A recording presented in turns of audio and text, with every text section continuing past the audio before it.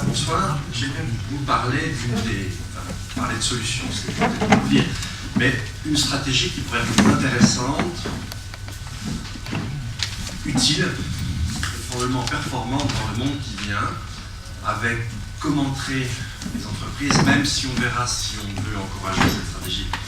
Peut-être aussi faudra-t-il se tourner vers la puissance publique. Cette stratégie, c'est ce qu'on appelle l'économie de fonctionnalité. C'est un Suisse, Walter Stael, qui lui a tiré de certaines expériences industrielles une idée qui est une idée très intéressante. Vous avez les courbes à gauche retracent l'évolution de nos activités.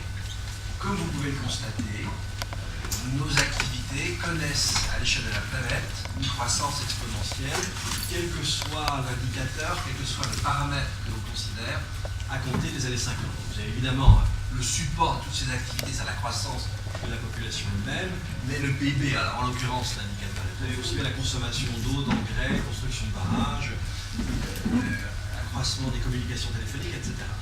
À droite, vous avez en quelque sorte les conséquences pour la biosphère de cette série de croissance. Alors, par exemple, au-dessus, vous avez les trois gaz naturels à effet de serre, le dioxyde de carbone, le protoxyde d'azote, le méthane. Vous avez des effets en termes d'inondation, en termes d'atteinte aux écosystèmes terrestres, marins, etc. Comme vous le savez, dans la nature, il n'existe pas d'exponentiel. Donc ça ne pourra pas durer indéfiniment et très probablement, sans doute, pas très longtemps comme ça. En bas, vous avez aussi quelque chose qui est relativement connu, c'est le pic pétrolier. Donc l'idée du pic pétrolier est très simple, c'est-à-dire qu'elle a été mise en évidence par un grand géologue dans une conférence prononcée en 1956 aux États-Unis, où lui-même avait prédit ce qu'il appelait le pic pour l'ensemble des gisements nord-américains entre 66 et 72, et c'est arrivé en 70. Alors c'est quoi cette histoire de pic? Eh bien, quand on exploite un ensemble de gisements pétroliers, cette exploitation connaît l'évolution avec une courbe en cloche. Dans un premier temps, on parvient à extraire de plus en plus de pétrole. Ensuite, on atteint une sorte de plateau.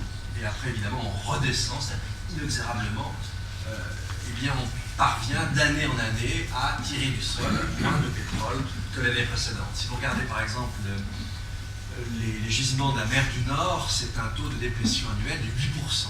Chaque année, on extrait 8% de moins que l'année précédente. Alors ça, évidemment, ça va varier. Je vais m'orienter vers une compagnie qui n'a pas la réputation d'être une compagnie de philanthrope, par exemple la compagnie Shell, une grande compagnie pétrolière. Shell sort régulièrement, tous les à peu près 5 ans, des rapports de prospective. Le dernier a été rendu public en octobre, et eux s'attendent, et en fait c'est un peu comme tous les pétroliers, s'attendent à la survenue du pic, probablement vers 2015, donc avec une proximité très grande. Alors, ensuite, on peut continuer. Il n'y a pas que le pétrole qui nous place dans une situation de finitude déniée par les courbes que vous avez vues précédemment. On peut retrouver la même chose du côté des ressources minérales, métaux précieux, semi-précieux, voire métaux lourds. Et vous voyez, en gros, on oscille entre 15 et 30 ans pour la plupart de ces métaux qui sont très difficilement substituables, qui pourraient constituer des goulots d'étranglement pour nos technologies. Alors, 2, 4, 5, c'est la fourchette de sensibilité climatique. La température devrait se situer à la fin du siècle entre 2 à 4, 5 degrés de plus que c'est le cas aujourd'hui. Alors dites-vous que jusqu'à 2 degrés, la question qu'on se pose, c'est quelles sont les zones sur Terre qui ne pourront plus être habitées.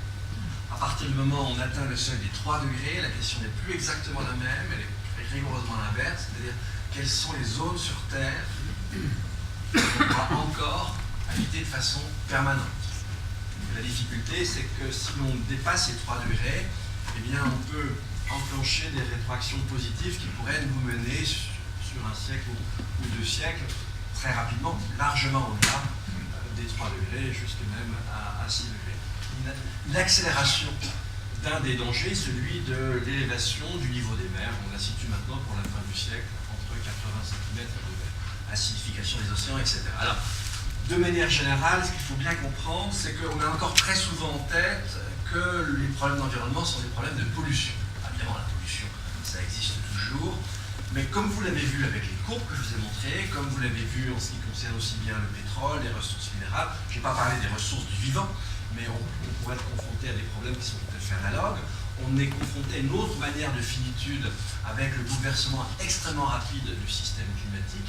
Eh bien, si l'on veut bien prendre cela en considération, il faut passer d'un raisonnement en termes de pollution à un raisonnement en termes de flux, sans exclure bien sûr la pollution. Mais le plus gros de nos problèmes aujourd'hui n'est pas de l'ordre de la pollution, c'est de l'ordre des flux. Évidemment, par rapport à nos activités économiques, par rapport à notre rythme de consommation, ça change beaucoup les choses. Autre changement, on passe aussi de problèmes locaux à des problèmes globaux, bien sûr, qui vont se décliner localement de façon différente. D'où, et pas mal d'industriels l'ont compris, pas encore tous, mais en revanche les consommateurs l'ont encore beaucoup moins compris, toute la difficulté, c'est que nous allons être contraints de découpler la création de richesse, la création de valeur d'un côté, de ce qu'il a toujours sous-tendu, c'est-à-dire une consommation de ressources, consommation d'énergie, consommation de minerais, consommation de ressources vivantes. Alors, on est déjà rentré dans cette dynamique, au moins à l'échelle de l'Union européenne, avec la mise en place de marchés de quotas de CO2. Avec Copenhague, on devrait voir les taux se resserrer, du moins on peut l'espérer, et l'extension à la planète de ce type de système. Alors un peu, tout d'abord, bien évidemment, la production propre.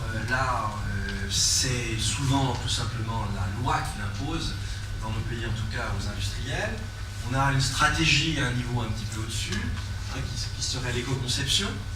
Et donc là, on a une approche produit, on ne va pas simplement prendre en compte les émissions polluantes, mais on va prendre en compte tout le cycle de vie d'un produit et on va prendre en compte justement la consommation d'énergie et les flux de matière.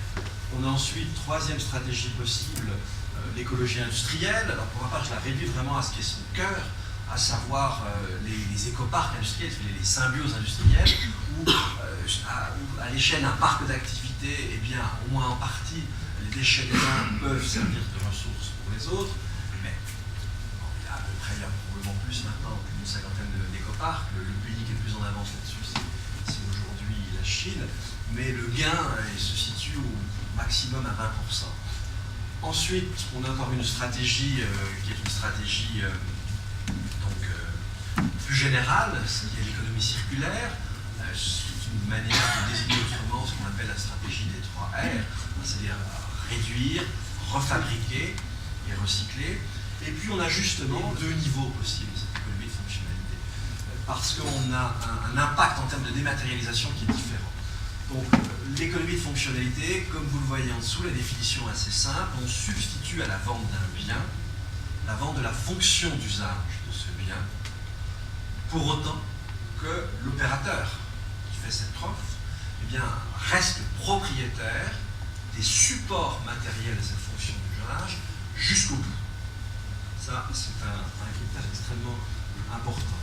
Beaucoup d'exemples qui concernent la relation d'une entreprise à une entreprise. Là, en général, c'est une entreprise qui va prendre en charge une fonction dans une autre entreprise, une fonction qui, pour cette autre entreprise, est assez marginale et qui va du coup l'optimiser, voire même chercher à la maximiser. Et puis on a un deuxième niveau, j'y reviendrai un peu plus tout à l'heure, c'est cette fois-ci, lorsqu'on étend le système, pas simplement à l'optimisation d'une fonction au sein d'une entreprise, mais lorsqu'on l'ouvre vers les clients, vers nous-mêmes. En Suisse, on a un très bel exemple avec Mobility. Et là, effectivement, si vous voulez, les possibilités en termes de dématérialisation sont beaucoup plus fortes. Et ça va même au-delà, parce que d'une certaine manière, si on poussait les choses jusqu'au bout, eh bien, il y aurait une certaine forme de prise de distance par rapport au marché, parce que vous avez un contrat assez serré entre un offreur et un demandeur, mais du coup, on n'a plus comme ça d'emblée une quantité d'offres et puis une quantité de demandes. Et puis de l'autre côté, on pourrait très bien aussi, si l'on poussait les choses assez loin, dépasser en tout cas ce que l'industrie avait en propre, c'est-à-dire de produire en masse, avec des gains d'échelle, en mettant comme ça sur le marché des produits, en cherchant ensuite par le marketing et d'autres astuces à les faire vendre.